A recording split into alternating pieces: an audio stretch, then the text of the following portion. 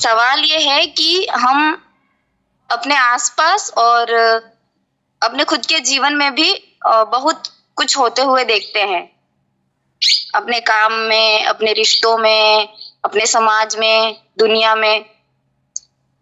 तो वहां पर ऐसा कुछ हो रहा होता है जो हमें पसंद आता है, तो हम खुश हो जाते हैं, हमें उसमें कोई समस्या नहीं रहती है तब।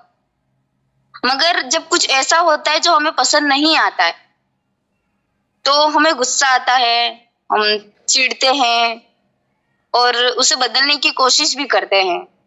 तो कहीं ना कहीं हम भीतर से परेशान होने लगते हैं जब हम बदल नहीं पाते उसको, और दूसरों को भी फिर दोष देने लगते हैं। तो ऐसा क्यों होता है, और ऐसा जब हो तो क्या करें? कुछ भी अगर दिखाई देता है कि गलत हो रहा है, या जो हो रहा है वो सही नहीं हो रहा है, तो गुस्सा आने में, बुरा महसूस होने में कुछ गलत नहीं है, बल्कि ऐसा होना चाहिए। ऐसा अगर नहीं हो रहा है तो गड़बड़ है। सोचो, किसी की ज़िंदगी बर्बाद है, वो बंधनों में बंधा हुआ है, उसका घर, परिवार, समाज, मोहल्ला, देश, दुनिया सब जल रहे हों। जैसे आज दुनिया की हालत है, वायु प्रदूषित है, जल प्रदूषित है, मिट्टी जहरीली हो रही है, जंगल कट रहे हैं, पहाड़ बर्बाद हो रहे हैं, नदियाँ गंदी हो रही हैं, है ना। गरीबी है, भूखमरी है, हर दिन करोड़ों जीवों को मारकर उनका मांस खाया जा रहा है ना। हत्याएं, बलात्कार, भ्रष्टाचार, बहुत कुछ हो रहा है। और ये सब देख कर के भी अगर किसी को कोई पीड़ा नहीं हो रही है, गुस्सा नहीं आ रहा है, तो गड़बड़ यहाँ है। पर ये सब देखकर अगर बुरा लग रहा है, गुस्सा आ रहा है, चाहते हो कि ये बदले, सुधार आए इसमें, उसमें समस्या नहीं है। मगर पूरी बात को समझे बगैर अगर बस गुस्सा करोगे, चिढ़ोगे, दूसरों को दोष दोगे, तो उससे बेहतरी नहीं आएगी। पूरी बात को समझे बगैर अगर कुछ भी प्रतिक्रिया करोगे, तो वहां जो कर्म होगा वो पूर्ण कर्म नहीं होगा।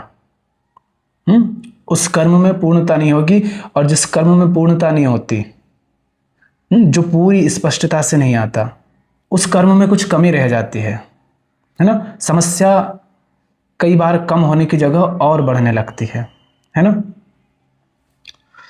तो अपने दैनिक जीवन में, अपने आसपास, घर में, परिवार में, समाज में, दुनिया में, रिश्तों में, काम में, जो कुछ भी घट रहा है उसको, और अपने भीतर क्या घट रहा है उसको, दोनों को कैसे देखना है और कैसे हम देखते हैं, देखने में क्या गलती कर देते हैं, उसको हम थोड़ा भी समझेंगे, है ना। तो सबसे पहले तो समझो, दो दिशाएं होती हैं। एक तो बाहरी संसार में क्या घट रहा है, और बाहरी संसार में जो कुछ घट रहा है उसको देखकर, उसके बारे में सुनकर, पढ़कर, मेरे भीतर क्या घट रहा है। क्योंकि देखो, आपको कुछ गड़बड़ दिख रहा है ना। आपको समस्याएं ही समस्याएं दिख रही हैं, बाहरी दुनिया में भी और आपके अपने जीवन में भी, है ना। आर्थिक समस्या है, मानसिक समस्या है, शारीरिक समस्या, कई तरह की समस्याएं हैं। पर यदि आपकी सारी ऊर्जा, सारा समय, सारा ध्यान बस रोने धोने में ही जा रहा है, दूसरों को दोष देने में ही जा रहा है, सोचने में ही जा रहा है, और कोई बदलाव नहीं आ रहा है, तो वो तो बर्बादी है ना जीवन की। उसमें तो पीड़ा और ज्यादा बढ़ेगी ना। हाँ, तो वैसा ना हो, सही कर्म आ सके, पूर्ण कर्म आ सके, उसके लिए सबसे जरूरी काम है स्पष्ट देख पाना। और जो देखना है वही पहला और आखिरी कदम है। स्पष्ट देख लिया तो फिर बदलाव की इच्छा नहीं रहती, बल्कि बदलाव के लिए जो उचित कर्म होता है वो अपने आप सहज आता है। फिर वो जो भीतर पीड़ा होती है, बेचैनी होती है, दूसरों को दोष देना होता है, वो सब नहीं रहता। फिर वह कर्म आता है जो सचमुच गहराई से उस चीज को बदलेगा, है ना? समझ आ रहा है मैं क्या कह रहा हूं? हाँ। उदाहरण से समझो। अब मैं वो बताने जा रहा हूं कि आपको किस तरह से इस शरीर के बाहर का जो संसार है उसको, उसमें घटने वाली हर चीज को, अपने शरीर के साथ होने वाली घटनाओं को और भीतर चल रही हलचलों को कैसे देखना है, वो मैं आपको अभी समझाने की कोशिश करूंगा, है ना? मान लो आप अपने घर पर हो, कहीं पर बैठी हो, है ना? सामने सड़क है, वहां से लोग आते हैं, जाते हैं, गुजरते हैं, है ना? जीवन भी ऐसा ही है। आपके जीवन में आज तक जो गहरे से गहरा दुख भी रहा है, उस दुख की वो जो गहराई उस क्षण में थी, क्या वो भी अभी बाकी है? नहीं है ना? तो चाहे गहरे से गहरा दुख रहा हो, चाहे सुख रहा होगा, चाहे कोई खुशी की बात रही होगी, चाहे जीवन में कोई आया हो, कोई गया हो, कुछ भी ठहरा क्या? नहीं ना? मन में अनेक विचार आते हैं, कभी बहुत परेशान होते हो, कभी बहुत खुश हो जाते हो, पर क्या वो भी ठहरे क्या? नहीं ना? मतलब बाहरी संसार में भी जो आता है वो चला जाता है, गुजर जाता है, कुछ नहीं ठहरा, सब लगातार बदल रहा है ना? भीतर भी जो भावनाएं उठती हैं, अनुभव उठते हैं, सुख दुख उठता है, खुशी या गम उठता है ना? कोई उद्देश्य उठता है, कोई कामना उठती है, क्रोध, ईर्ष्या, भय, तुलना, ये सब आते हैं और चले जाते हैं, है ना? मतलब कुछ भी ठहरता नहीं है, आता जाता रहता है, मतलब सब यात्री की तरह है ना? तो भीतर और बाहर सब कुछ लगातार बह रहा है। गड़बड़ कहां हो जाती है? जब हम उससे चिपक जाते हैं। और हम चिपकते क्यों हैं? क्योंकि उससे कोई ना कोई स्वार्थ जुड़ जाता है। तो ऐसे समझ लो कि आप अपने घर पर बैठे हैं कुर्सी लगाकर, उधर से एक अनजान व्यक्ति आ रहा है, अनजान भी हो सकता है, जान पहचान का भी हो सकता है। मान लो कोई यात्री है, वो आ रहा है, वो बिल्कुल आपके सामने से गुजर रहा है और फिर वो उधर गुजर जाता है ना? अब इस यात्री को ये समझ लो कि जीवन में जो कुछ भी आंखों के सामने, कान के सामने आ रहा है, मतलब जो कुछ भी अनुभव हो रहा है, जो कुछ भी मन में आ रहा है ना, उन सब का प्रतीक है ये यात्री, ऐसे समझना। और आप कौन है? वो साक्षी स्वरूप जो इस सबको बस जान रहा है कि हाँ ऐसा हो रहा है ना? वो दर्शन, वो आप हो, है ना? वो होश आप हो जो जान रहा है कि क्या आ रहा है, क्या जा रहा है। तो अब ये जो व्यक्ति आपके सामने से गुजरा है, ये कहीं से आया है और कहीं को जा रहा है। अब ये एक घटना घट रही है ना? एक सतत प्रक्रिया है। अब ये आपको अच्छा भी लग सकता है ना? ये आपको बुरा भी लग सकता है। वो व्यक्ति कोई भी हो सकता है, जान पहचान का, अनजान, या उसको आप अच्छा मानते हो या बुरा मानते हो, या हिंदू या मुसलमान या किसी और देश का या अपने देश का, है ना? ये दोस्त या दुश्मन, कुछ भी आप उसको अपना मान सकते हैं। पर या तो आप उसको देख करके खुश हो जाएंगे, आपको अच्छा लगेगा, या बुरा लगेगा। शायद उसी की जिंदगी को देख करके आपको अच्छा लगे, या उसकी जिंदगी को देखकर आपको बुरा लगे कि ये कैसे जी रहा है बेचारा। कुछ भी हो सकता है ना? या फिर आप बस बैठे हैं, वो जो है जैसा है उसको देखा और गुजर जाने दिया, ये भी हो सकता है। गड़बड़ क्या हो जाती है? हमको कुछ दिखा, हमको कुछ जानकारी मिली, सीमित जानकारी, और वो जो सीमित जानकारी मिली, जो हमने देखा या सुना, और हमारा आज तक का जो अतीत रहा है, उस सब के आधार पर हम एक कल्पना कर लेते हैं, और फिर हमारे भीतर एक चाहत खड़ी हो जाती है, क्या? कि ऐसा होना चाहिए था। मतलब हमें अगर वो दृश्य देख करके कुछ बुरा लग रहा है, तो मतलब हम उससे असंतुष्ट हैं। इसका मतलब हम कह रहे हैं कि ऐसा नहीं होना चाहिए, है ना? और अगर हम कह रहे हैं कि ऐसा नहीं होना चाहिए, तो कहीं ना कहीं हम ये भी कह रहे हैं कि वैसा होना चाहिए जैसा हम चाहते हैं, है ना? मगर जैसा हो रहा है वैसा नहीं होना चाहिए। तो हम कहते हैं कि ऐसा होना चाहिए, शुड बी, है ना? हम कुछ चाहते हैं, ये गलती नहीं करना है। आपका काम क्या है? आपका काम है स्पष्ट देखना। देखना माने आपको बस तथ्य को देखना है, कल्पना नहीं करनी है। आपको देखना है कि क्या घट रहा है। जो घट रहा है आपको उसको वैसे ही देखना है जैसा कि वो है। जो है यानी फैक्ट, तथ्य आपको देखना है, कल्पना नहीं करना है, कामना नहीं करना है कि ऐसा होना चाहिए। देखो, किसी भी चीज को, किसी भी घटना को, जैसे मान लो अभी वो प्रोटेस्ट हुआ सीजेपी का, है ना। अब एक घटना घट रही है या वो व्यक्ति आपके सामने आ रहा है, तो आपको देखना है सबसे पहले कि अभी इसी क्षण में क्या घट रहा है, वर्तमान में। तथ्य देखना है, कल्पना नहीं करना है कि ऐसा होना चाहिए या ऐसा नहीं होना चाहिए। आपको देखना है कि अभी घट क्या रहा है, अभी वर्तमान स्थिति क्या है, किसी व्यक्ति की, किसी घटना की, किसी कार्यक्रम की, किसी भी चीज की, है ना।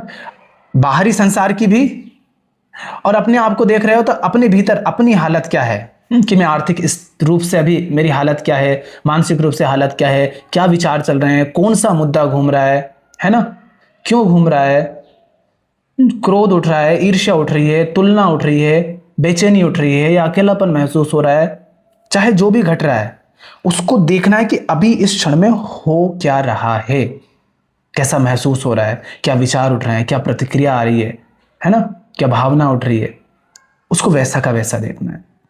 पहली स्टेप क्या, जो है उसे देखना। फिर आपकी अभी जो भी हालत है या उस व्यक्ति की अभी जो भी हालत है, वो व्यक्ति उधर से आ रहा है ना, कोई दिशा है ना जिधर से आ रहा है, तो देखो कि ये व्यक्ति इस दशा में क्यों है, ये व्यक्ति आ कहां से रहा है। मुझे क्रोध महसूस हो रहा है ना, तो ये जो क्रोध है समझ लो ये एक यात्री है, ये किसी दिशा से आया है ना, तो अब उसके पीछे जाओ कि ये यहां अभी इस क्षण में तो मौजूद है, पर इसका अतीत क्या है, ये किस दिशा से आ रहा है। उसके पीछे कोई कारण होगा ना, उसकी कोई दिशा होगी ना, कहीं से तो आ रहा होगा वो। अपने आप तो क्रोध, ईर्ष्या, तुलना, भय, हीनता, अकेलापन कुछ भी आ नहीं जाता। तो सबसे पहले देखना है उसे जो सामने है, फिर उसका तथ्य देख रहे हैं, है ना, कल्पना नहीं कर रहे हैं। फिर पीछे जाना है, कारण को समझना है कि ये यहां आया कैसे। जैसे कि किसी इंसान की आपको बिल्कुल बर्बाद हालत दिखे, वो गरीब है, वो गालियां दे रहा है, वो नशा कर रहा है, या वो गलत काम कर रहा है जो करने लायक नहीं है, जिसमें परेशान है ना, या गलत जिंदगी जी रहा है, शोषित जिंदगी जी रहा है, बुरा लगता है ना ये सब देखकर। तो सबसे पहले तो उस तथ्य को देखो कि अभी उसकी हालत क्या है ना, उसका जीवन, उसके संबंध, उसका काम, उसके विचार, उसकी बातें, उसकी सोच, उसकी नीयत, है ना, ये सब कुछ देखना तथ्य है। फिर देखना है कि ये इस हालत में है क्यों,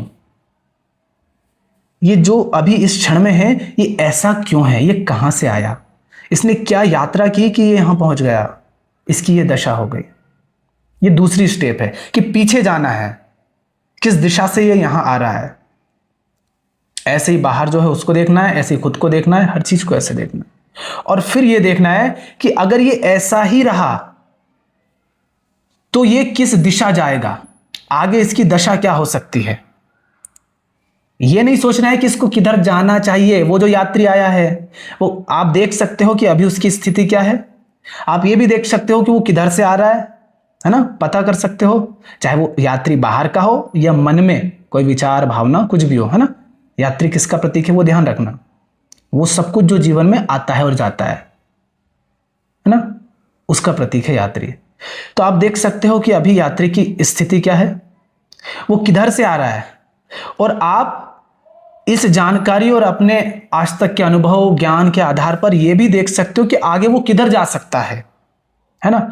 और जिधर आप देख रहे हैं कि उधर जा सकता है, तो आप ये भी देख सकते हो कि इसका क्या हाल होगा, है ना, ये कहां पहुंचेगा। लेकिन ये हम अनुमान लगा रहे हैं और ये अनुमान गलत साबित हो सकता है। क्यों? क्योंकि वो जो यात्री है, माने आपके भीतर जो कुछ चल रहा है वो एक पल में बदल सकता है आपकी नीयत से, आपके चुनाव से। आपको ये कल्पना नहीं करनी है कि उसे किधर जाना चाहिए, आपको देखना है कि ये किधर से आया है, अभी क्या है अवस्था इसकी, और किधर को जा सकता है या किधर को जा रहा है ना। कुछ समझ आ रहा है आपको क्या कह रहा हूं? हाँ। मगर वो जाएगा किधर, ये किस बात से तय होगा? आपके भीतर जो कुछ आ रहा है वो किधर को जाएगा, वो इस बात से तय होगा कि आपकी नीयत क्या है, आप क्या चुनते हैं उस क्षण में जब आप देख पा रहे हैं कि अभी स्थिति क्या है, उससे तय होगा कि दिशा क्या होगी। वो जो यात्री है उसके भीतर कामना होगी, वो कामना तय करेगी कि आगे वो किधर जाएगा। किसी बात से अगर वो डर गया तो वो डर उसकी दिशा बदल सकता है। किसी के प्रति ईर्ष्या उड़ गई तो वो ईर्ष्या उसकी दिशा बदल सकती है। किसी से तुलना कर ली या उसके भीतर हीनता उड़ गई, है ना, ये संयोग से कोई घटना घट गई, तो ये सामने कोई व्यक्ति दिख गया जो पहचान का है, समझ रहे हैं, तो उसकी दिशा इन सब से बदल जाएगी। तो आगे वो किधर जाएगा ये निश्चित नहीं है, ये उस पर निर्भर करता है, उसकी बेहोशी पर कि वो कितना बेहोश है, उसके जागरण पर कि वो कितना जगा हुआ है, इससे तय होगा। उसकी संस्कारबद्धता से तय होगा कि वो किस तरह से संस्कारित है, उससे ये तय होगा कि वो किधर जाएगा। समझ रही हैं? तो इस तरह से आप देख सकते हैं कि क्या घट रहा है, वो किस दिशा से आया है। अभी जो स्थिति है मेरी माँ की, मेरे घर के लोगों की, पिताजी की, पड़ोसियों की, मेरे समाज की, मेरे पर्यावरण की, मेरे देश की, मेरी दुनिया की, मेरे तथाकथित धर्म की, इस संस्कृति की, जिस भी चीज़ को समझना है ना, आप देख सकते हो कि अभी कैसा है, ये इस हालत में क्यों है, और ऐसे ही रहा तो किधर जा सकता है ना। ये देखने का एक ढंग है। आप अगर इसको पूरा देख लोगे, स्पष्ट देख लोगे, तो आपने पहला काम कर लिया, स्पष्टता, क्लैरिटी मिल गई, है ना। और यही अंतिम कदम है। First step is the last step.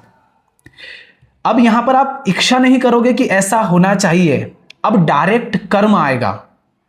देखा, है ना, मैंने जाना और फिर इच्छा की कि ऐसा होना चाहिए और फिर कर्म हुआ, तो यहां गड़बड़ होती है। इस इच्छा को हटाना होगा। इच्छा अस्पष्टता से आती है, बेहोशी से आती है, अधूरे ज्ञान से आती है, भ्रामक ज्ञान से आती है। अगर स्पष्ट देख पा रहे हो तो देखना होगा और फिर तत्क्षण कर्म आएगा, पूर्ण कर्म आएगा, प्रत्यक्ष बोध से कर्म आएगा।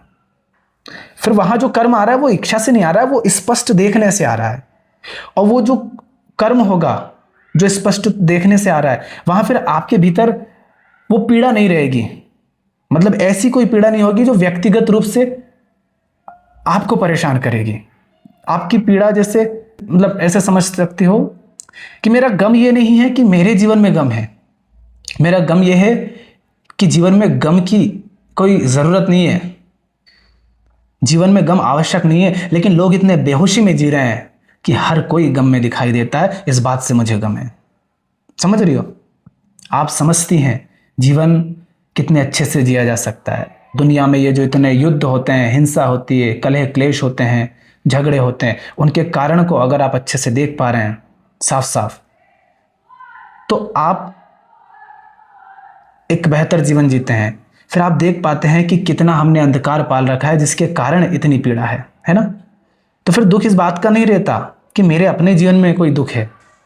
दुख इस बात का है कि ये आसपास जो दुखी लोग हैं ये भी मौज में, आनंद में जी सकते हैं, बस इनको अपने कुछ भ्रम हटाने हैं, है ना। तो वो जो पीड़ा है वो रहती है, मगर वो आपके जो केंद्र है, आपका जो केंद्र है, आप सचमुच में आपको वो छू नहीं पाती है। आप उसके साक्षी मात्र रहते हैं। कुछ होता है जो अनछुआ रहता है, वहां तक वो घुस नहीं पाता, वो आपको छू नहीं पाता, है ना।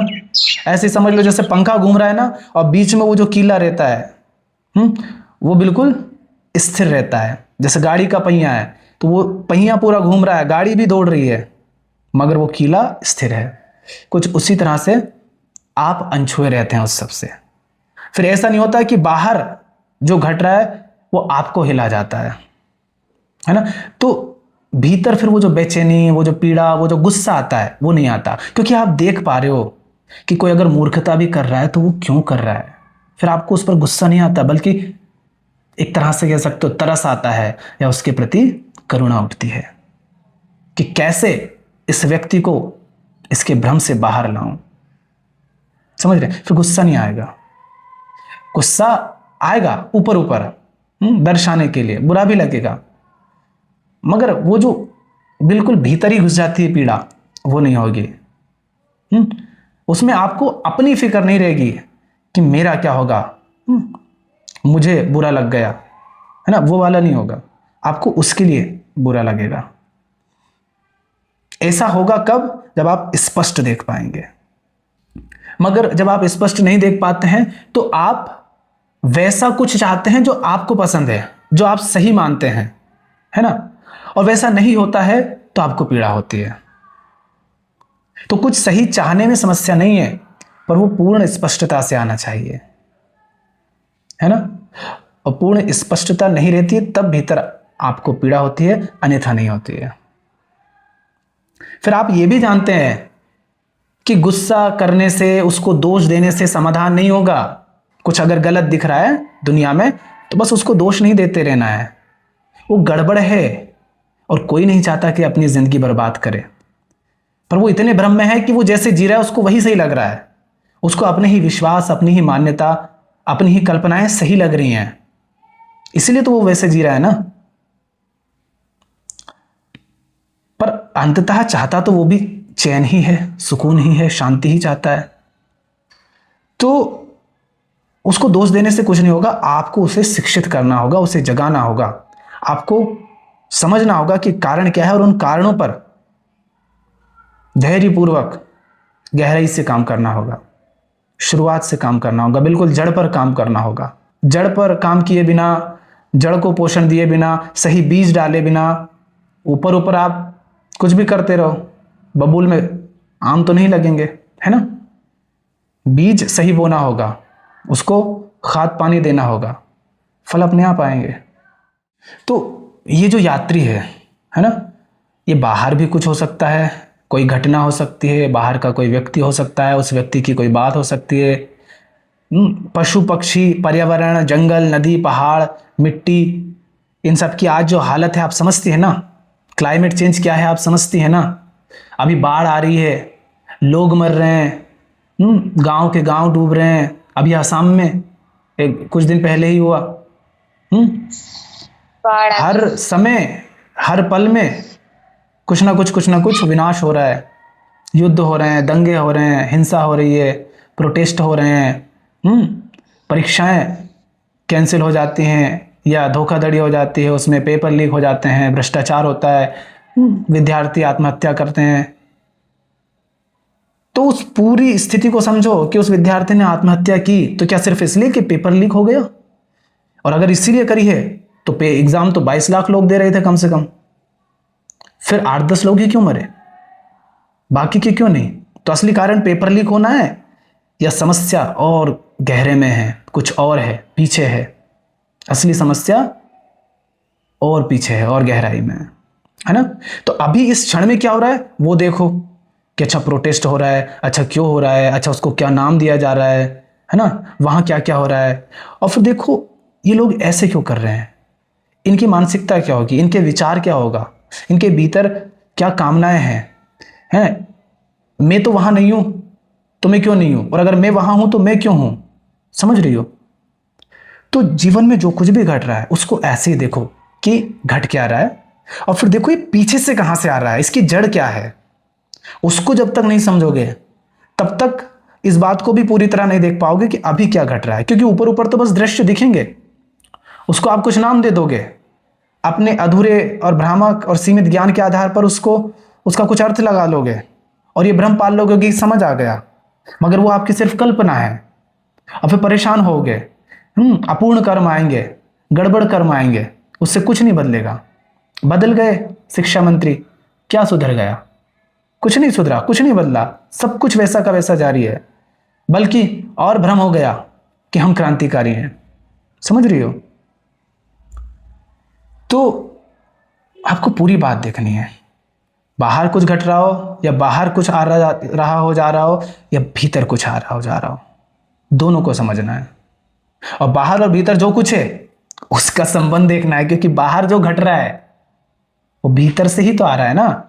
आप बाहर क्या कर्म करते हैं, क्या चुनाव करते हैं, कैसे संबंध है, कैसे रिश्ते हैं, किन लोगों के साथ रहते हो, क्या संगत करते हो, क्या पढ़ते हो, किस तरह की किताबें पढ़ते हो, किन को सुनते हो, कैसे गाने सुनते हो कि भजन सुनते हो, कैसी फिल्में देखते हो, उस फिल्म से क्या सीखा, है ना, किन को सुनते हो, वो सब कुछ भीतर से ही तो आ रहा है ना। भीतर कुछ मानते हो, कुछ विचार हैं, कुछ मान्यताएं हैं, कुछ विश्वास हैं, कुछ संस्कार हैं, वहीं से आ रहा है ना।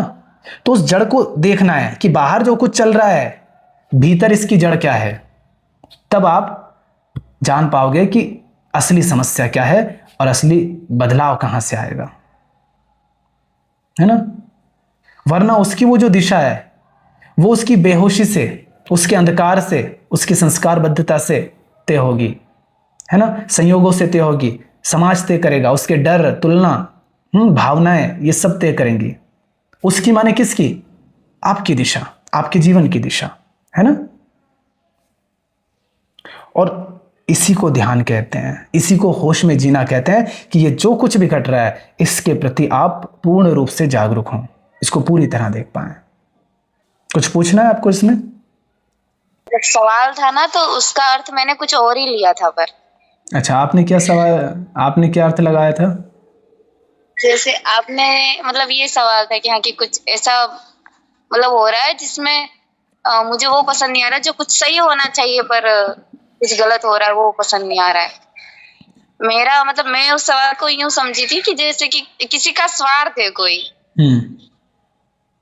जो जैसे कि ऐसा रहता है ना कि समझ लो कोई गर्लफ्रेंड बॉयफ्रेंड है और वो अलग अलग जाति के हैं और वो चाहते हैं कि हम शादी करें या साथ रहें, पर अब समाज में ये चलता नहीं है क्योंकि अलग जाति के हैं। तो वो ये कि हम कुछ होता है जो तो, और समस्या भी उससे होती है जो मतलब जो गर्लफ्रेंड अलग अलग जाति के और शादी करना चाहते हैं तो समस्या होती है। अगर उनकी जैसे कि गर्लफ्रेंड अलग जाति की नहीं होती, अपनी जाति की होती, तो फिर उन्हें जाति पाति से कोई समस्या नहीं रहती फिर कि फिर जाति जैसा हो रहा है। तो जिसकी जो समस्या होती है फिर अपना स्वार्थ पूरा नहीं होता है तो पसंद नहीं आती वो चीजें जो चल रही है, फिर वहां हम चिढ़ते भी है, गुस्सा भी आता है, बदलना भी चाहते हैं। फिर देखो, इस तरीके मान लो कि एक लड़का और एक लड़की है, जो इसी बात से परेशान है, उनकी यही स्थिति है।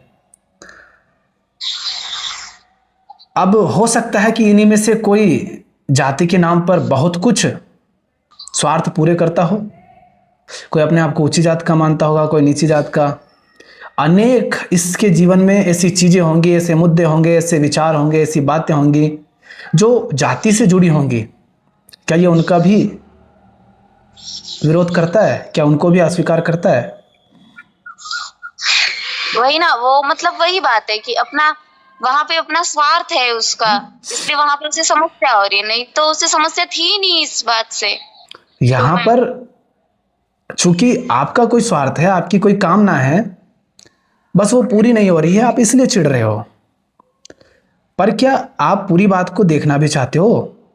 आप जो करने जा रहे हो ये क्यों करने जा रहे हो? जिस समाज ने आपको जाति दी उसी समाज ने आपको ये व्यवस्था भी तो दी है कि विवाह कर लो, इस उम्र में कर लो, इस तरह से कर लो, फिर बच्चे पैदा कर लो, उनको स्कूल में ठूस दो, उनसे नौकरी की उम्मीद करो, फिर उनका विवाह कर दो। उसी समाज ने आपको ये कपड़े दिए, जीने का ये ढंग दिया है। अनेक कामनाएं आपके भीतर जो हैं, विचार जो हैं, सपने जो हैं, वो सब वहीं से आ रहे हैं। क्या उनको भी अस्वीकार करते हो? और वो सब आपस में जुड़े हुए हैं। क्या ये समझना चाहा कि जाति होती क्या है, ये कहां से आ गई, ये इतनी महत्वपूर्ण कैसे बन गई, इसने क्यों इस समाज को जकड़ रखा है? क्यों लोग इसको मानते हैं, इसके पीछे अहंकार किस तरह से काम कर रहा है।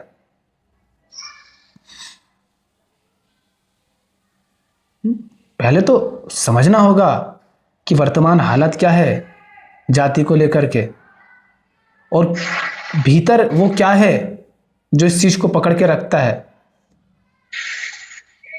ये आ कहां से रही है, उस पूरी स्थिति को जब समझोगे तो तब आपको समझ आएगा कि वास्तव में ये सब कुछ हो क्या रहा है, क्यों हो रहा है।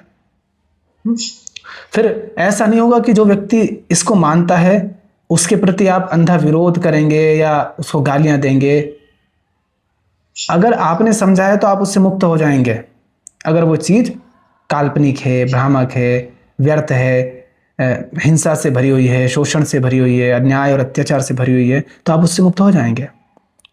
और जिस तरह से आप मुक्त हुए हैं वही तरीका आप दूसरों के लिए उपयोग करेंगे। आपने समझा इसलिए आप मुक्त हुए, आपने उसकी व्यर्थता देखी, उसमें छुपी हुई पीड़ा देखी, हिंसा देखी, शोषण देखा, तो आप सामने वाले को भी वही दिखाएंगे। उसको भी जब आईना दिखेगा तो वो भी मुक्त हो जाएगा, है ना। तो फिर आप शादी करने में नहीं उलझेंगे। फिर आप कहेंगे मुझे इस समस्या पर काम करना, इतनी भयानक, इतनी मूर्खतापूर्ण चीज इस समाज में पल रही है, वो बढ़ती ही जा रही है, हर तरफ फैली हुई है, मुझे इसको खत्म करने पर काम करना है। आप जंग छेड़ देंगे। मगर आपको जाति से समस्या भी हो रही है और फिर भी उसको नजरअंदाज करके किसी तरह से उससे बच करके आप शादी करने में उलझे हुए हैं। तो इसका मतलब क्या है, आपने समस्या को समझा ही नहीं है। और अगर समस्या को देख करके भी नजरअंदाज करके आगे बढ़ रहे हो तो इसका मतलब क्या है, आप में प्रेम नहीं है। क्योंकि प्रेम होता तो फिर बाकी सबको भी तो मुक्त करते हैं कि भाई मैं कहां ये सुख लेने के लिए दौड़े जा रहा हूं। सबको मुक्त करो पहले। मतलब उस पूरी स्थिति को समझोगे तो बहुत कुछ खुल करके आएगा, है ना। और वहां फिर जीवन में जो कुछ भी चल रहा है वो सब बदल जाएगा। दिशा बदल जाएगी, कर्म बदल जाएंगे, है ना, फैसले बदल जाएंगे, सब कुछ बदल जाएगा, भीतरी हालत बदल जाएगी। अब यहाँ हर 100 मीटर पे चिकन, मटन, इन सब की दुकानें मिल जाती हैं। बाजार में घुसो तो मतलब मांसाहार से संबंधित, डेयरी प्रोडक्ट से संबंधित। तो क्या करोगे, जा करके सबको पीटोगे। किस किस को पीटोगे, किस किस को मारोगे। कोई बेच रहा है, कोई उनको पैदा कर रहा है, कोई उनको भोग रहा है, तो किस किस को मारोगे। आपको समस्या को समझना होगा। उसको देख करके परेशान होकर, दुखी होकर, चिढ़ करके, रो करके, उनको दोष देकर कुछ नहीं होगा। आपको असली कारण जानना होगा और जितना अधिक आप कर सकें अपनी तरफ से पूरी ईमानदारी से उस कारण को खत्म करने के लिए जो भी कर्म होगा वो करना होगा, तब कुछ बदलेगा।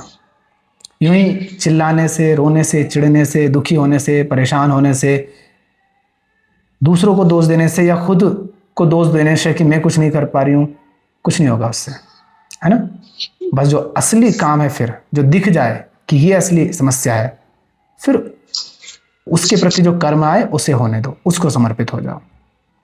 फिर वो जो रहता है ना कि जीवन व्यर्थ जा रहा है, इतनी समस्याएं हैं, कुछ कर नहीं पा रहे हैं, वो सब महसूस नहीं होगा। क्योंकि अब आप सचमुच में वो कर रहे हैं जो करने लायक है, जो जरूरी है, जो सही है ना। और फिर धीरे धीरे उससे बदलाव भी दिखने लगता है। और आप अकेले तो हो नहीं इस दुनिया में। आपकी भी बहुत सीमाएं हैं, आपके पास भी सीमित समय है, सीमित संसाधन है, सीमित ऊर्जा है। आपकी भी बुद्धि एक सीमा तक ही सोच पाती है। तो अपने आप को भी दोष देने की कोई आवश्यकता नहीं है ना। हाँ, बाद में ये पीड़ा ना रहे कि जानते थे क्या सही है फिर भी कुछ नहीं किया, कर सकते थे मगर बचते रहे, ये दुख ना हो। उसके लिए जो दिख जाए उस कर्म को होने दो, है ना। समझ आ रहा है? हाँ। और कुछ? ठीक, कुछ चलो ठीक है।